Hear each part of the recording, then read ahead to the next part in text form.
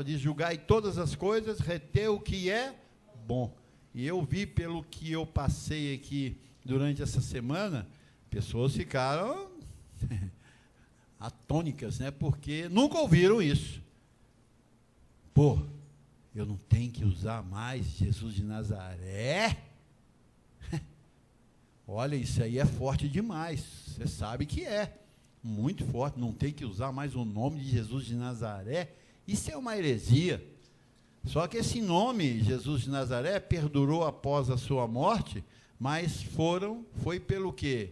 Pelos ensinamentos religiosos. Porque encerraria ali Jesus de Nazaré aonde? Na cruz. Acabou. Agora é outra etapa. Mas como o sistema religioso, principalmente da Igreja Católica, prevaleceu esse nome. Então você conhece Jesus de Nazaré até hoje pela Igreja Católica, que é totalmente infame, totalmente fora da palavra. O império dela foi tomado a ferro e fogo. Não foi por orações ou por rezas, como eles fazem, não foi por isso. Foi na força e na violência. Quem conhece bem a história, é só você fazer uma pesquisa na história sobre a Igreja Católica, você vai ver o que foi isso. O que ela é hoje é o que ela era quando começou. Ela é exatamente como ela começou, só que com o passar dos séculos foi se adornando, né, para moldar dentro do contexto da época, do século presente. Mas a origem dela é altamente destruidora, infame, perigosíssima. E ela conseguiu reinar até o tempo de hoje, e mostrando Jesus de Nazaré. E não mostrou o verdadeiro fato de Jesus de Nazaré, não revelou. Só pegou o nome que achou interessante e jogou goela abaixo do povo, e o povo aceitou, e hoje fala, em nome de Jesus de Nazaré, e mostra nos filmes, mostra até na Bíblia, né? Aqui, está escrito. Pois é, mas tem tempos aí, precisa de analisar, né? E é o que nós estamos fazendo debaixo dessa graça, fortalecendo os irmãos nisso, e os que nos ouvem fora daqui, fortalecendo eles também. Então, lá em Romanos 7, né, que nós temos o nosso texto básico aqui, vem dizendo aqui o apóstolo Paulo, na sua sabedoria, né, e isso aqui trouxe problema sério lá para Paulo, né? Ele diz: porventura ignoreis, irmãos, pois fala aos que conhecem a lei, que a lei tem domínio sobre o homem toda a sua vida? Ora, a mulher casada está ligada pela lei ao marido enquanto ele vive, mas se o mesmo morrer, desobrigada ficará da lei conjugal. De sorte que será considerada adúltera se viver ainda o marido, unir-se com outro homem. Porém, se morrer o marido, estará livre da lei e não será adúltera se contrair novas núpcias.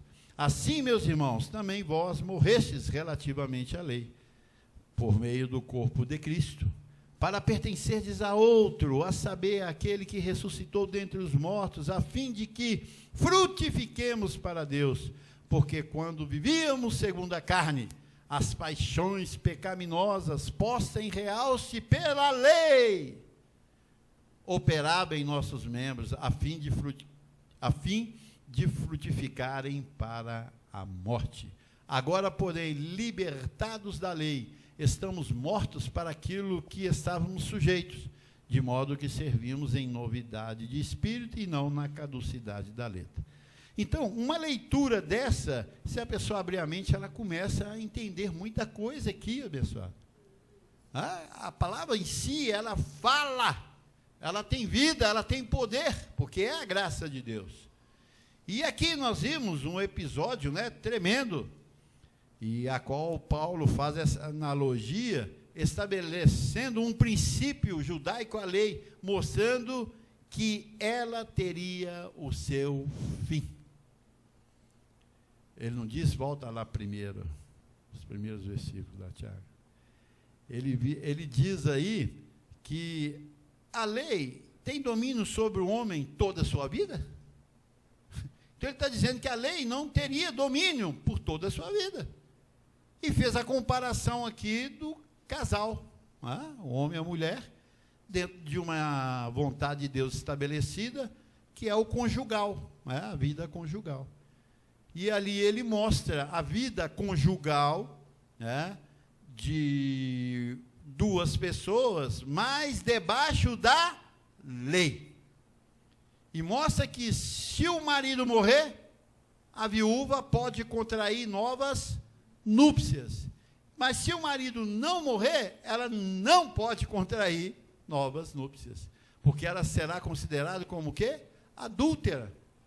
Vai cometer adultério. E adultério, qual o sinônimo disso aí? Traição, infidelidade. E Paulo era sábio, meu irmão, porque ele trazia o natural, fazendo uma analogia do natural para o espiritual, para ficar bem entendido sobre as coisas, que não houvesse nenhum esquecimento daquilo, ou mal entendimento daquilo. Então ele explicava as coisas detalhadamente, é o que nós fazemos, para que as pessoas possam fazer uma simulação, uma assimilação, de um fato com outro, para chegar a um quê? A um resultado.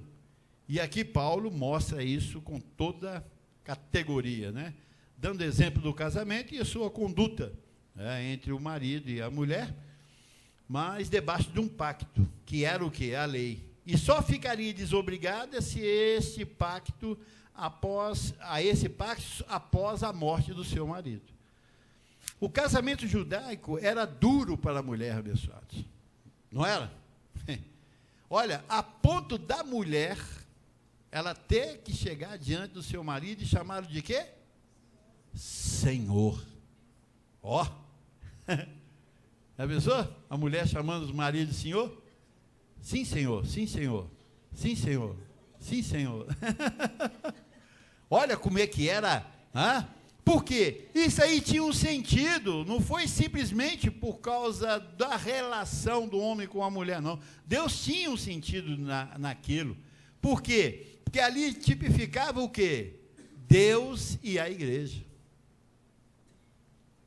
Ali tipificava Deus e a igreja. O marido, o Senhor, e a esposa, a igreja. E que debaixo do governo da lei, a igreja teria que andar dizendo, sim, Senhor.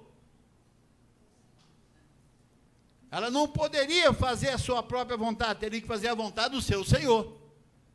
Então, por isso que Paulo coloca isso perante aqueles que conheciam a lei, porque ele tinha que explicar que a igreja estava entrando numa nova etapa. Mas para entrar numa nova etapa, teria que compreender esses mínimos detalhes. E aqui é conhecimento, abençoado. Todo mundo lá parado ouvindo Paulo.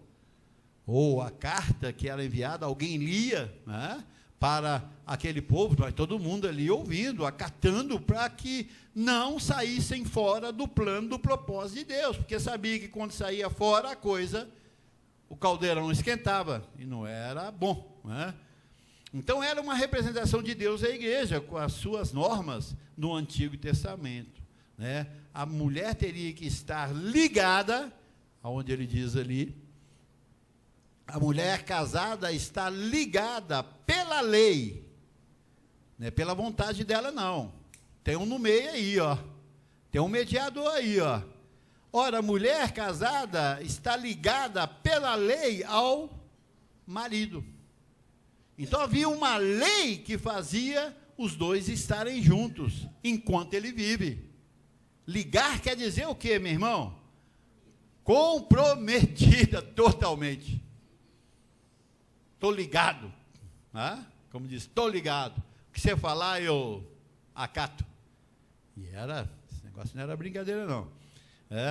Então, se o marido morrer, estará livre, desobrigada àquela obediência. Mas enquanto ele estiver vivo, ele tem que manter. Lá em Efésios 5, 24, Paulo fala algo aqui tremendo. Ele diz aqui, olha, como, porém, a igreja está sujeita a Cristo, assim também as mulheres sejam em tudo submissas ao seu marido. Ele está falando da lei conjugal, baseada, né, na lei de Moisés.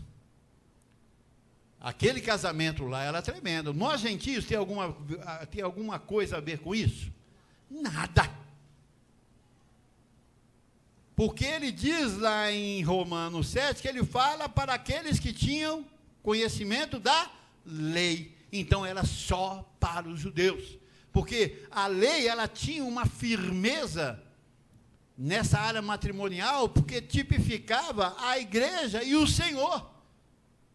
Então, Deus Paulo usou essa analogia, e até o Senhor mesmo, para mostrar que a esposa tem que estar submissa ao Senhor.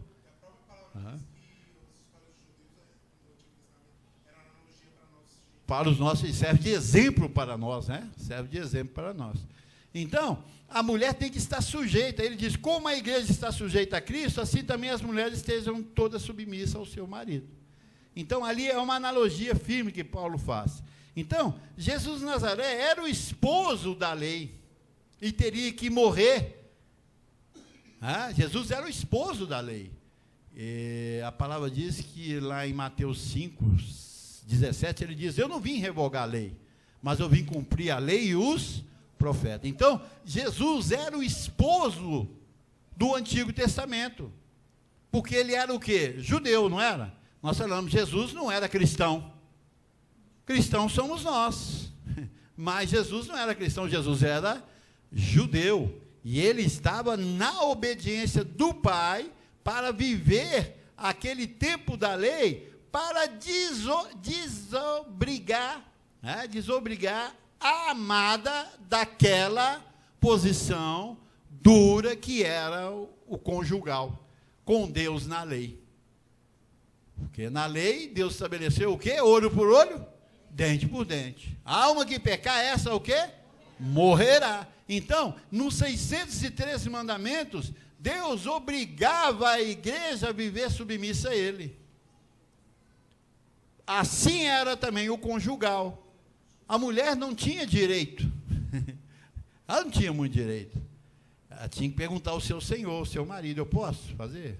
E ele dizia sim. Ele dizia não. Ela não tinha esse negócio de, igual hoje, né? O casamento hoje, né?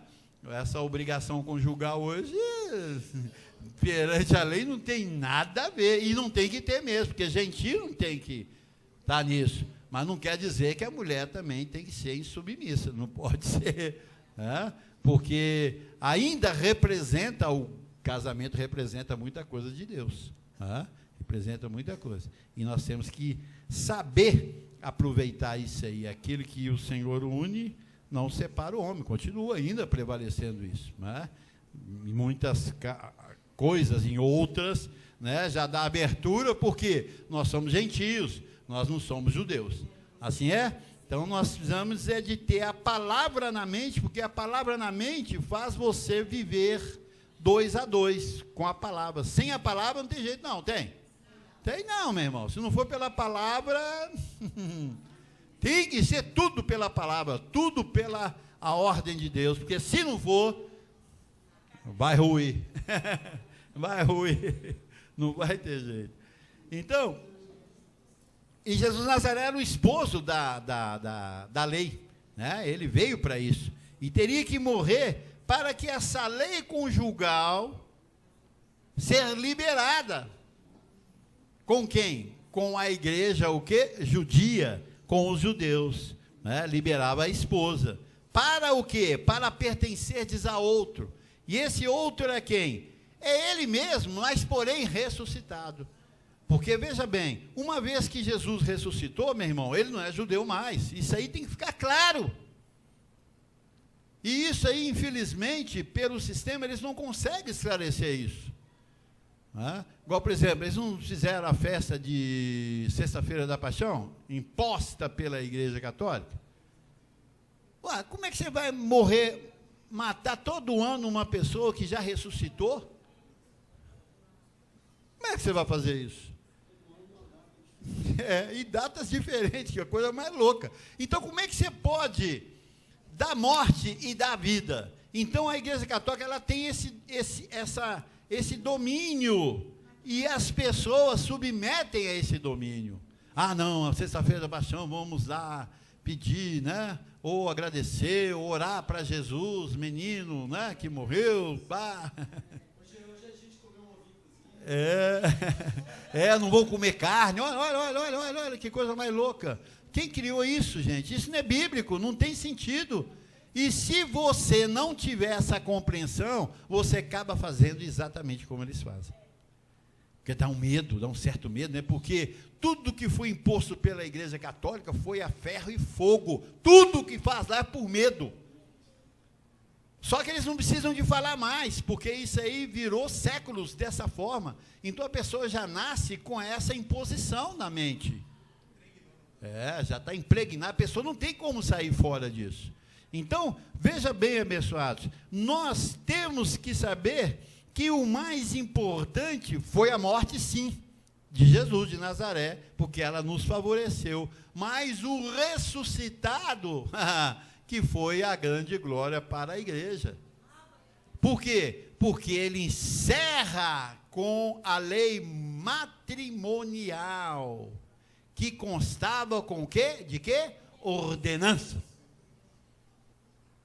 A igreja era ordenada a fazer isso, e é o que nós vimos hoje, por falta de conhecimento, o pessoal fazendo. Tá? E nós damos graças, né, ao nosso mediador, Jesus Cristo homem, na pessoa de Dr. José Luiz de Jesus Miranda, que veio e estabeleceu o quê? Novas núpcias. Quer dizer, normas nessa nova núpcia, que é o quê? O Evangelho da Graça. Agora é uma outra forma, totalmente diferenciada da lei. Apesar que a lei tinha sombra dos bens vindouros, já mostrava isso, mas ninguém entendia. E agora nós, ao sermos iluminados pela pregação de Jesus Cristo, um homem, nos religou novamente com o Senhor, e agora nós entendemos esse matrimônio que nós temos agora com Jesus, não o Nazareno, mas o quê? Ressuscitado. Que agora é um pacto totalmente diferente. E quando se fala em casamento, ele fala-se o quê? Em pacto. Fala em ordenanças, fala em um contrato que se assina, o homem e a mulher, para o quê? Se responsabilizarem, né, um com o outro, não é assim?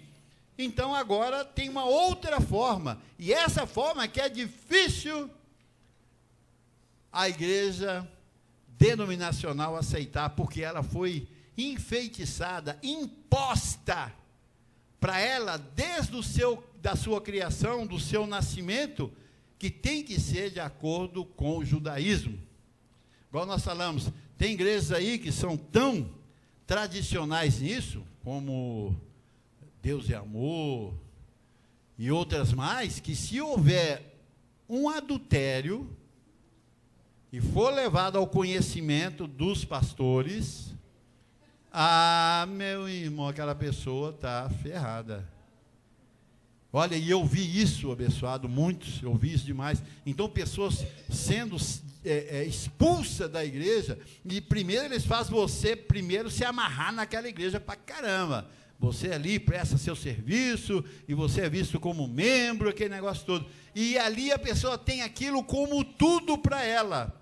E depois, coloca ela para fora. Olha, que coisa mais terrível, né? Então, eles não conseguem desligar do Nazareno para o ressuscitado. Por quê? Porque o Nazareno foi imposto por um sistema religioso caduco, que é a Igreja Católica, e depois espalhou para as denominações e impôs isso na mente das pessoas. Então, as pessoas não têm liberdade em Deus, em Cristo, não têm liberdade, não se sentem livres, mas prisioneiros de um sistema. Então, esse mediador veio, José Luiz de Jesus Miranda, e aclarou isso na nossa mente, né? Porque a lei era penosa, pessoal, muito penosa. Lá em Gálatas 3,19, Paulo, que era um doutor da lei, né? Um doutor da lei, ele diz aqui, no versículo 19 de Gálatas 3, pois, a razão da lei? Não tem ninguém para explicar sobre a lei melhor do que Paulo. Não tem, porque ele era irrepreensível na lei. Né? A origem dele, né? Hebreus de Hebreus, nascido na tribo, né? Mais orgulhosa da época, quanto ao pacto, ele era fiel a isso aí. E ele vem dizendo, qual, pois, a razão da lei? Ela foi o quê? Adicionada por causa das o quê? Transgressões. Então a lei veio para o quê? Punir o transgressor, olho por olho, dente por dente. A lei veio com essa intenção. Então, por aí você vê o sofrimento que era do povo judaico, e para esses agora, que não tem nada a ver, que é depois da cruz do ressuscitado, continua em cima dessa lei punidora. Lá em Colossenses 2,14, ele diz aí, olha, tendo cancelado o escrito de dívida que era contra nós, que constava de quê? Ordenanças. Hoje ainda o sistema não vive de ordenanças. Igual, por exemplo, essas festas são ordenanças. Como nós vimos a Páscoa, como nós vimos Sexta-feira da Paixão, quando nós vemos os dias, né, de muitas festas por aí, e é uma ordenança. Eu fico vendo lá minha mãe, que é da Igreja Católica, tiver agora a procissão, né? Não tem procissão, então ela se sente obrigada ao quê? Cortar uns galhos de árvores, né? E enfeitar a rua. Isso é uma ordenança. Falei, mãe, não precisa disso. Não precisa, meu filho. Falei, mãe, pelo amor de Deus. Não precisa, mãe. Para que isso? Explicava para ela direitinho. Não, mas ela tem o quê? Como o quê? Ordenança. A mente não está livre. A mente está sob um castigo judaico muito forte e que cega o entendimento da pessoa. E ela, se não fizer aquilo, ela se sente o quê? Condenada, culpada de uma situação. Aí, se acontece alguma coisa, ela diz aí, ó, porque eu não fiz isso, ó. Aí, ó. Não é assim? Eu não fiz isso. Então, constava de ordenança, o qual nos era o quê? Prejudicial. Olha, quem faz isso está se o quê? Se prejudicando, né? Fazendo, está sendo beneficiado. Fazendo, está se prejudicando. Né? Como nós vemos hoje, né, o sistema religioso, nós vimos que é cheio de ordenanças. Faz votos, correntes, jejuns, não é isso?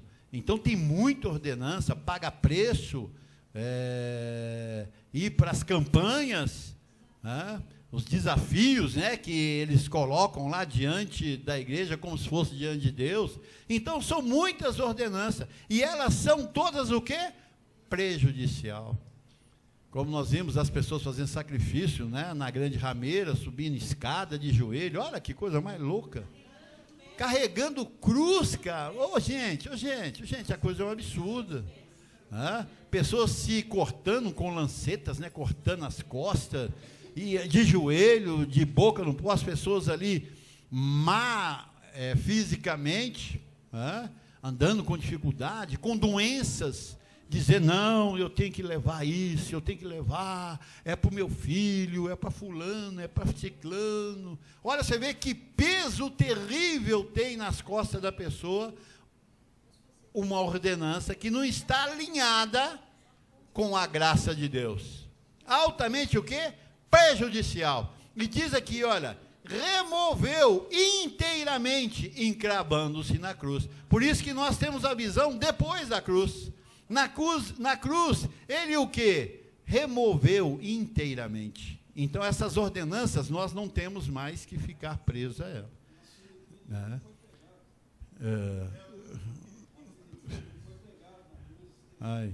Coisa mais louca, né? Então, veja bem, lá nós vimos em Hebreus 6:1, né, ele diz, pondo de parte os princípios elementares da doutrina de Cristo, deixamos ser levados para aquilo que é perfeito, não andando novamente na caducidade da letra, né? Imposição de mãos, né? Perdão de pecados, batismos, né? Então, nós não podemos mais estar nisso, porque Jesus de Nazaré removeu. Eles não conhecem a verdadeira história de Jesus de Nazaré, não conhecem. Então, ficam perdidos. Por que, abençoado? Nós teríamos que pertencer ao outro após a morte de Jesus de Nazaré. E esse outro é quem? O ressuscitado que trouxe o quê? A graça e a verdade. Nós experimentamos isso aqui, né? Nós no Brasil experimentamos viver uma vida de liberdade, e não uma vida de imposição como é o sistema. Você vê, não pode cortar cabelo ainda, roupas, joias, maquiagem, não pode ser feito, né? Em muitos dos sistemas religiosos isso é proibido. Por quê? Porque ainda eles estão vendo quem? O esposo Jesus de Nazaré, que se você não fizer, você vai ser punido. Enquanto nós temos a visão do ressuscitado, é arrancado Jesus de Nazaré com as suas leis, que ele terminou, e agora vivemos agora em novidade de vida. É uma vida totalmente diferente. Cristo morre, acaba com a lei, com esse matrimônio que tínhamos com a lei, através do esposo, que era mesmo ele, para pertencermos um outro marido. Qual o marido? O ressuscitado. Esse vem trazendo realmente algo que nos dá liberdade. Paulo diz que foi para a liberdade que Cristo nos libertou, para nós não voltarmos mais à prisão da lei. Não temos mais que estar ali debaixo daquela prisão. Nós estamos livres completamente para viver uma vida gloriosa. Então servimos agora em novidade de espírito, novas núpcias, com o ressuscitado, onde nós, os gentios, entramos. Porque foi depois que Jesus morreu e ressuscitou, que eu e você, gentios, temos agora o quê? Uma vida com Deus. Antes nós tínhamos? Não.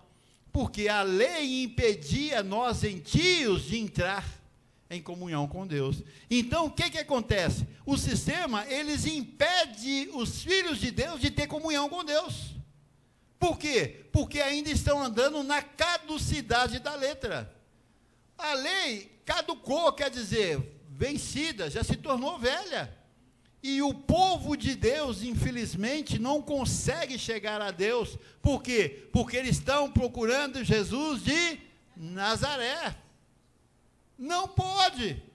Por quê? Porque esse escrito de dívida já foi rasgado. Esse matrimônio já foi cancelado na sua morte. E quando é que a mulher fica livre do matrimônio com o seu marido? Quando ele o quê? Morre. Jesus de Nazaré morreu ou não morreu? Esse que é o grande problema. Por isso que todo ano eles têm que matar ele. Mas nunca fica livre, porque passou aquilo, de novo continua o relacionamento com Jesus de Nazaré. Então nunca se sentem livres para louvar o Senhor nessas novas núpcias, num pacto que é de melhores e superiores promessas. Assim é? Então lá em Gálatas 3, 13 e 14, vamos ver aqui o que esse Nazareno fez a nosso favor. Olha, Cristo, que ele está falando aí, o Cristo em Jesus de Nazaré. Deus estava em Cristo, e Cristo estava em quem? Em Jesus de Nazaré, em primeira mão. Cristo nos resgatou da maldição da lei, fazendo-se ele próprio maldição em nosso lugar, porque está escrito: maldito todo aquele que for pendurado em madeiro, para que a bênção de Abraão chegasse aos gentios em Jesus Cristo, a fim de que recebêssemos pela fé o Espírito prometido. O que é isso? O Senhor nos dá a bênção dele em Abraão, porque em Abraão serão abençoados todos os povos da terra. E nós somos descendentes de Abraão, porque somos gentios. Gentio é descendente de Abraão, gentios salvos, escolhidos, separados, predestinados para Deus. Tem a bênção de Abraão, que é chamada a bênção o quê? Multiplicadora. E na lei, nós não teríamos essa bênção. Como? Não tínhamos. Então, veio Jesus, cumpriu a lei, como marido, morre, para que a igreja agora ficasse o quê? Livre para contrair o quê? Novas núpcias. Só que essas novas núpcias já estavam estabelecidas pelo Senhor, que seria agora o ressuscitado. E nós, unidos ao ressuscitado, né? Se alguém está em Cristo, é o quê? Nova criatura. No ressuscitado, eu e você nos tornamos nova criatura. As coisas antigas, quer dizer, a lei ficou, aquelas obrigações, aquelas obediências caíram todas por terra. E agora, abençoado, nós temos essa bênção de Abraão para poder desfrutarmos na liberdade do Espírito. Assim é? Então, a fim de que recebêssemos pela fé o Espírito prometido, a qual nós não tínhamos, né? E agora temos esse Espírito prometido. Então, Paulo, com as suas 14 cartas, de Romanos a Hebreus, nos prepara para o nosso esposo. Olha que coisa tremenda aqui. 2 Coríntios 11, 2.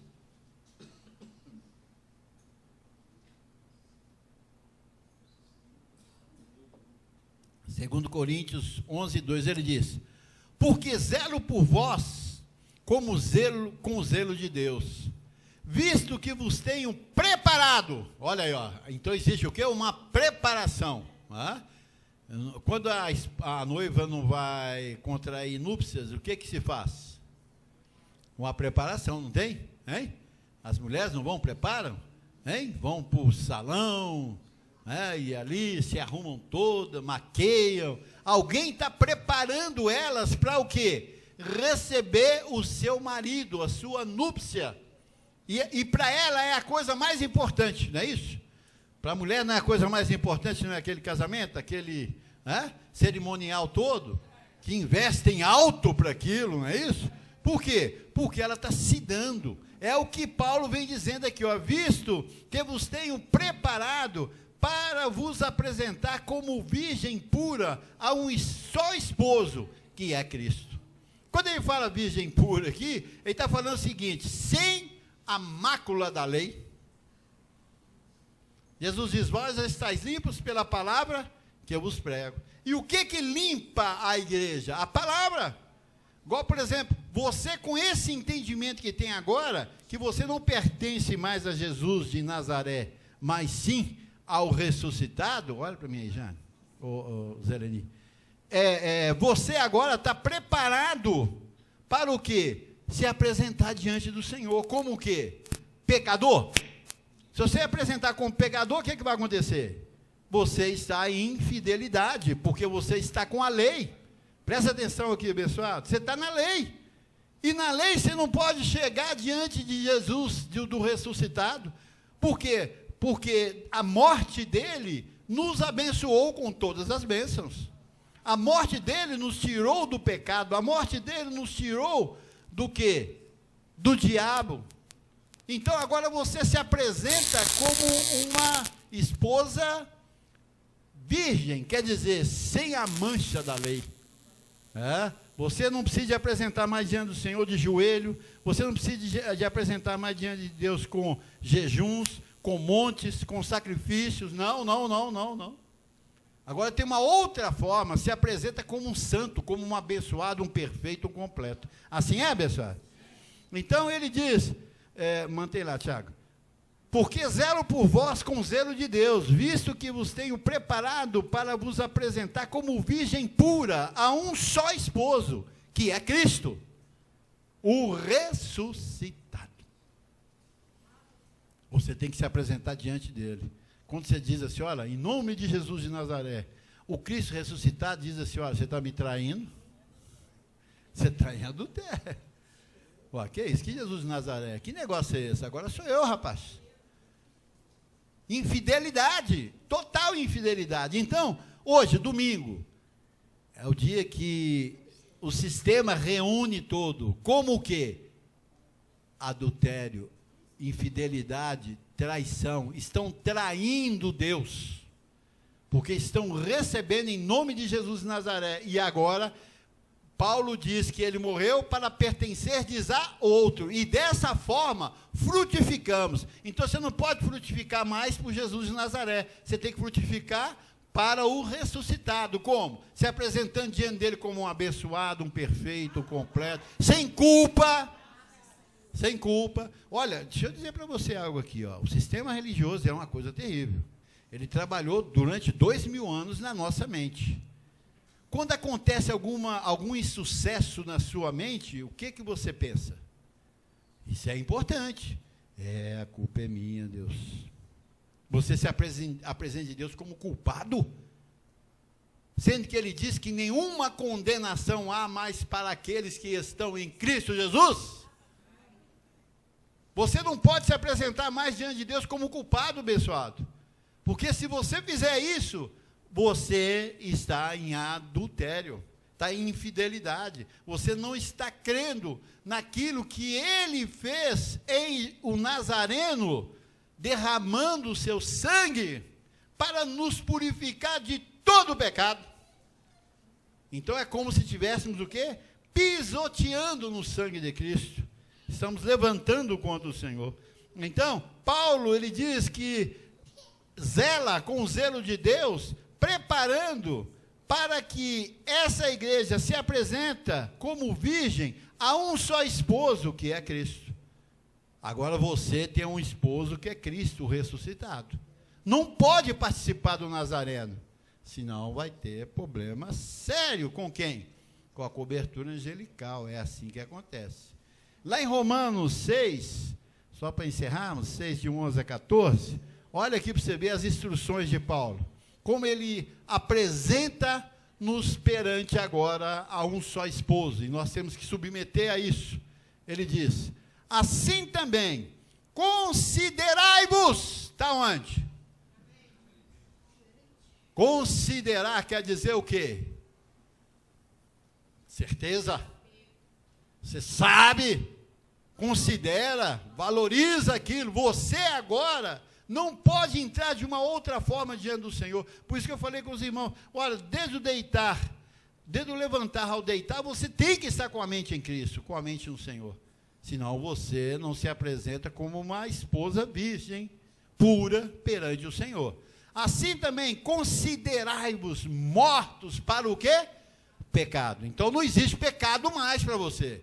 Se houver, não estamos puros. Mas vivo para Deus em Cristo Jesus.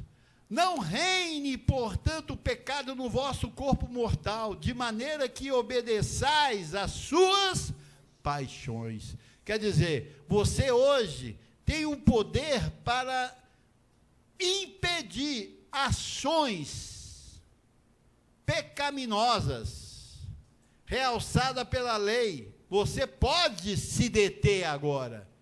Ah, não, estou muito irritado. Você tem como se deter, porque está escrito aqui, ó. Não reine, portanto, por quê? O pecado no vosso corpo mortal. Por quê? No versículo 11 ele diz, você já considerou morto para o pecado. Volta lá, Tiago. Quem já se considerou morto para o pecado? Então não pode reinar mais os sentimentos. Você tem o poder de controlar esses sentimentos. Você não pode usar mais aquela expressão dizendo assim, eu sou assim mesmo. Você tem que me aceitar como eu sou. Que é isso? Não pode, você tem domínio, abençoado. Você está morto para o pecado que trazia essas reações desequilibradas na minha mente e na sua mente, para a atitude do corpo, que sofre com isso. Você considerou morto para o pecado? Pai, então não reine, portanto, o pecado no vosso corpo mortal mais, de maneira que obedeçais às suas paixões, seus sentimentos, às obras da carne, prostituição, adultério, lascívia, ira, inveja, glutonarias, bebedices e coisas semelhantes a essas. Olha, você tem que trabalhar isso aí, e está pertinho de você, está em você mesmo. Então você pode exercitar isso aí o dia inteiro, porque o que tem para exercitar. Então ele diz, nem ofereçais cada um os membros do seu corpo ao pecado, como instrumento de iniquidade, mas oferecei-vos a Deus como ressurretos dentre os mortos, e os vossos membros a Deus como instrumento de justiça. Então Paulo está preparando essa igreja, olha aí, ó. Isso é um preparo. No 14 ele diz, porque o pecado não terá domínio sobre vós, uma vez que nós acatamos as ordens, os ensinamentos das 14 epístolas de Paulo, só essas 14, porque as outras não têm parte na graça, é chamado circuncisão, apostasia, que é de Pedro, João e Tiago. Não podemos, Judas, nós não podemos entrar mais nesses ensinamentos, mas só as 14 epístolas, ele vem dizendo: o pecado não terá domínio sobre vós, porque não estáis debaixo da lei, e sim da graça. Então, na graça, nós temos outra atitude, abençoado. E olha, igual eu falei, tem gente que escuta, tem gente que ouve. Tem gente que escuta, tem gente que ouve. Depois ele fala assim: mas por que isso? Você só escutou, você não ouviu, você não entrou na prática, né, do exercício, andar no Espírito e não fazer a vontade da carne. Porque o pecado não terá domínio, quer dizer, ele não vai controlar mais a sua vida, para tristeza, para mágoa, para decepção, né, para perturbação, não vai ter mais domínio, ele diz, pois não estáis debaixo da lei, e sim da graça de Deus. Então, abençoados, nós não estamos mais como adúlteros ou adúlteras. Não. Nós estamos agora como santos. Pertencemos a outro, a um marido, a qual estamos sendo preparados para o grande dia. Que dia é esse? A transformação dos nossos corpos. Abba, Pai, é um preparo. Por isso que a pessoa tem que vir aqui com disposição de ouvir. Porque você está sendo preparado. Você, quando vai formar, você está fazendo um curso de engenharia, você não tem que ir lá sentar e ouvir? Muito, senão você não vai conseguir, abençoado. Para o quê? No final do seu curso, receber um certificado, uma identificação que mostra que você é autoridade naquilo. Assim também é a transformação. Não pense, abençoado, que aqueles que são faltosos vão experimentar a transformação. É como aquele que matriculou numa faculdade de engenharia e não vai na aula. Você acha que ele vai ter o canudo como aqueles que foram para a aula? Não pode. Assim também são aqueles que, de vez em quando, eu vou lá. Olha, você está perdendo matérias. Você está perdendo o aperfeiçoamento dos santos. Você está perdendo. Quando chegar o dia da transformação, ou o dia como é comumente nas faculdades, né? Não, na faculdade que as pessoas vão receber o diploma, e o camarada que estava na mesma posição dos outros que vão receber diploma, e ele não, chega lá e fala assim: pô, caramba, por que eu não esforcei mais um pouco, hein? E eu poderia estar lá também, ó. Aí a mamãe, né, geralmente a mamãe pai cutuca: aí, filho, você devia estar lá também, por que você não está lá recebendo canudo? Você teve a oportunidade, você matriculou na faculdade. Hello. Assim será na transformação, meu irmão. Muitos vão falar: pô, por que eu estava lá? Por que eu... Olha, faltava só um pouquinho. Olha, isso aqui é tão certo como 2 e 2 são 4. Assim é?